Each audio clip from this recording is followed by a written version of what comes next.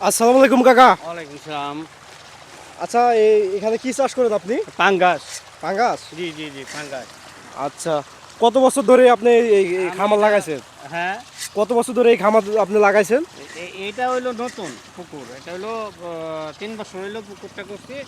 এমনি পাঙ্গাস চাষ করি আমরা অনেক বছর ধরে, 20 বছর ধরে পাঙ্গাস চাষ করছি।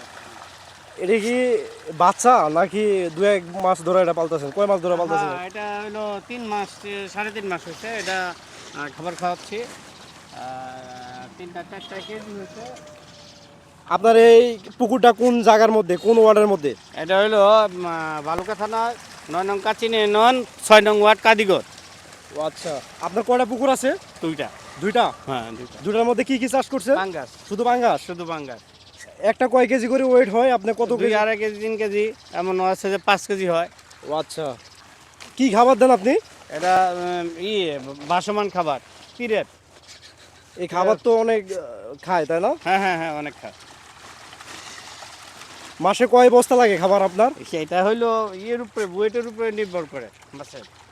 যত দিন যাবে খাবারের বাড়বে, চাহিদা বাড়বে, ওজনের উপর নির্ভর করে।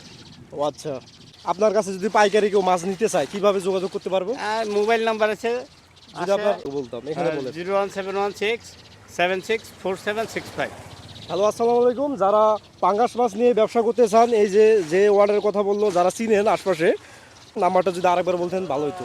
01716 হ্যাঁ, 764765। আচ্ছা, ধন্যবাদ। তো সাইকেল নিয়ে ঘুরতে ঘুরতে দেখলাম একটি লোক পুকুরের পাশে মাছকে খাবার খাওয়াচ্ছে। তো দেখে আমার ভালো লাগলো। তো সে জিনিসটি আমিও ভিডিও করলাম। যদি ভালো লাগে অবশ্যই আপনারা আমাকে কমেন্টে জানাবেন। ধন্যবাদ।